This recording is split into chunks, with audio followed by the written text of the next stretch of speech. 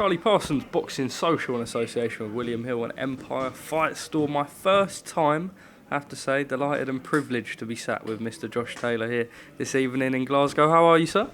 Yeah, good, mate. You got that? Or I've got it. Oh, no, I got it, don't worry. Yeah, good, mate.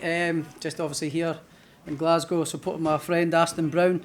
It's his first fight back in about 4 or 5 years now, so I here supporting him. You know, he's a very good friend of mine, has been for a long time, for years since we were young lads, so I'm here supporting him back on his journey back to boxing, so I'm excited. I've almost got you at a bit of a bad time now, because if any of the IFL viewers have watched Andy's interview, then they're going to sort of know not to tune into this one, but we'll rattle it off anyway. You just have to try and get your viewers out first then. End up doing something better than him, hopefully. Let's talk a little bit about Aston Brown. He's here tonight. It's not always been an easy path for him. It's sort of, I suppose, a little bit of a return for him tonight, in what hopes to be a good sort of prospect for the future now, and sort of positive stuff moving forward for him? Yes, absolutely, and no time after he gets the night out of the way and looks good and looks strong and competitive and, you know, sharper as he's ever been, he's going to put all the rest of the middleweights on notice, and he's going to be a top contender in this country in a very short period of time. I think he's only looking to get this fight, another fight, and then start chasing titles. So he's boxed at a very high level all over the world with me for years. Me and him and I have travelled all over the world for years, as amateurs at European Championships, World Championships, Olympic qualifiers and all that kind of stuff. So we've Commonwealth Games and all that kind of stuff. So we've travelled the world together for years, and Aston's collected and sort of managed to rack up an abundance of world-class experience of different opponents. So he's going to go out here tonight and looks nice and relaxed and ready to go, so that's always a good sign for being out for 4 or 5 years. So I am looking forward to him getting back on track and putting the rest of the middleweights on notice. Gosh, I've spent sort of time in and out of the Rotunda the last couple of years, and it's such a great environment, but the fact that you've got him now down there with you, does it sort of add that little touch from home that you don't have? Yeah, it's good because, you know, me, as I said, as I've just touched on there, we spent loads of time together as amateurs, and then the two of us were on the GB team together as well, so we were living with each other, in each other's sort of space, personal space, and invading personal space, but it's never been like that with Aston. We've always been like next to each other, and it's just felt like we sort of lost contact for a couple of years, and we got talking again, we reconnected and we hooked up again, and it's like we'd never been apart. You know, that's a sign of great friendship. So we are just like we're like brothers more than pals. You know, so I'm looking forward to his journey getting back, and obviously having him there with me in the Rotunda boxing gym is brilliant. It's amazing. It's like having my good old pal, my brother, back. So aye, I'm delighted. Hopefully the start of many a show where the two of you will have sort of maybe even on the same card, as Andy said earlier on. Look, moving forward, you've just come back from New York. Sort of overheard you speaking earlier. Teo wasn't out there. Yeah. But also, I suppose, nice for you now. Obviously, you had the frustration in the rescheduled date and then an injury. And yeah, I suppose for you to get back out there, out in the States, against a household name over there, I mean, you've cemented yourself in the boxing world anyway. But sort of, you know, get back in the rhythm and the flow of everything. He wasn't there. Firstly, what do you make of that? Listen, I'm not really bothered. Obviously, it was the point of it was to announce the fight and get the hype up going for the fight. I did my part, you know, put my training schedule on hold, went over there to go and announce the fight, get some hype about it. And he never even bothered to turn up. He's from New York. He was down away down to Miami to go to some UFC fight. So I don't know the logic behind it. But I couldn't really care. But it didn't look too good in terms of getting the hype up for the fight. But it doesn't really need that. I think it's got it anyway. But it wouldn't have done any harm. It certainly would have boosted the hype for it.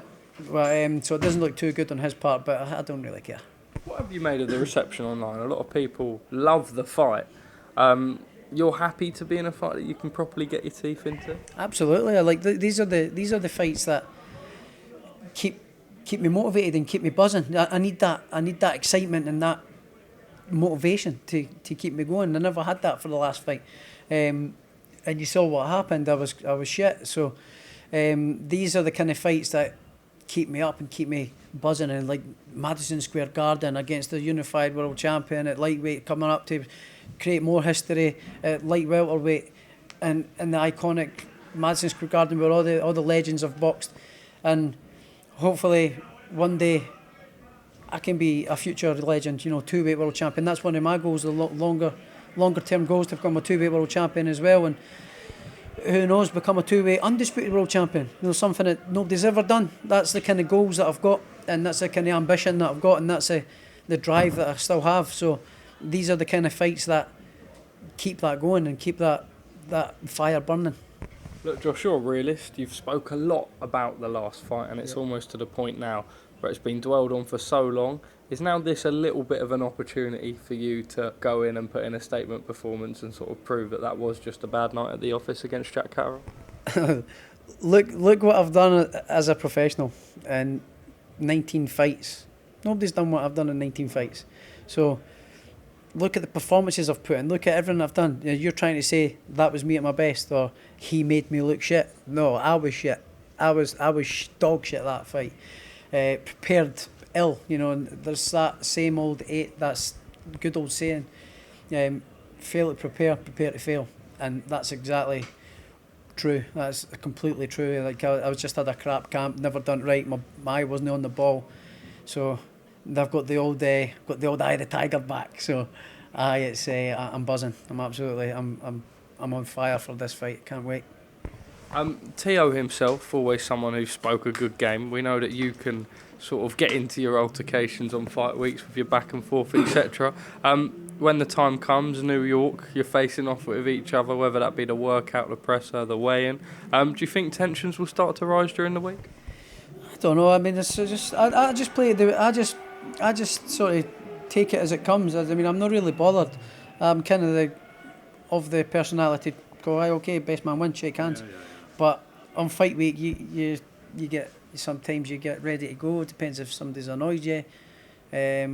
Just depends what kind of mood you're in, really. But generally, I would rather just go all the best, the best man win. But I'm not caring what way it goes. You know what I'm like, so I'm not caring what way it goes. Interesting that you are staying at 140. A lot of people thought after the fight that maybe it was too much for you now. You went and vacated a good few belts, but you're back out at 140. You believe after the time off and everything that when you do it properly, like you say last time, there were things that weren't correct, but that is still the correct weight for you? Yes, when I can do it when I'm on it properly, I can do it. I just left it far too late the last time.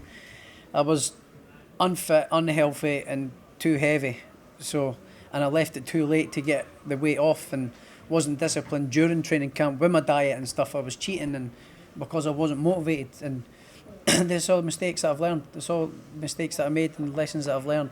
So that's definitely not going to happen again, so I'm looking forward to getting into it and smashing them up.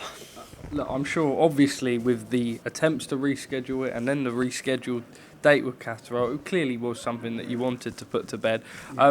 Wasn't to be. You've come out and just said sort of whatever, I've got to move on now. He sort of said the same. Look, it may be a rivalry that sort of fires up again in the future, and that's probably something you'd like, but for now, sort of put to bed a little. I was there, and let's not forget it, right? I got injured and then he went away and scheduled another fight. So who was it that went away and got another fight? It wasn't me, it was him. So when Ben Shalom announced that he was fighting on, I think it was meant to be an April show, announced I believe it was the date was 25th of April or something, was meant to be boxing. He announced that he was meant to be boxing on the show, put him on the poster and all that. So it wasn't me who went away and got another fight, it was him. And during that time, the WBO come in and mandated me you've got to fight your mandatory, Teofimo. So there you go, that's what happened. So if he had just waited a couple of weeks, and he's not in any better position now, he's in a worse position now. Stupid fucking whatever. But he's in a worse position now, so it is what it is. The fight's always there. Couldn't give a monkeys. The fight's always there. I'll fight him whenever, but the fight will happen. Finally, on that front, before we wrap it up, I suppose. Now you go into this fight, and I know you've said sort of everything that's happened, and the fight's still there, and obviously there's a dislike between the two of you, but the fight will happen. You both believe that. When all is said and done, will there be a handshake at the end between the two of you? Depends. Just depends. Nah, I'm only kidding. It's just I'll shake his hand after a fight if he wants to shake his hand. Once I've battered him and knocked him out, and that's I'll shake his hand. Say no, piss off, back under your rock. One trick pony. Just quickly, One hit wonder. What do you make of him fighting Darragh Foley and moving to Matchroom under Eddie Hearn? He's not really got anywhere else to go, has he? What happened with the Prograis fight? What happened with his other world title fights? He can't sell out a phone box, never mind headline a show. So, it is what it is. I couldn't give a fuck about Jack Catterall. Just finally, on a different front, Conor Benn.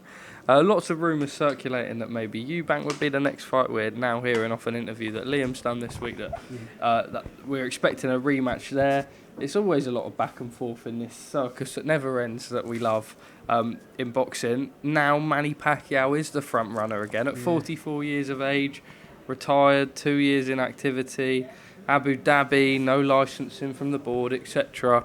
What do you make of it all, Josh? It's a farce, isn't it? You shouldn't even be talking about getting the box.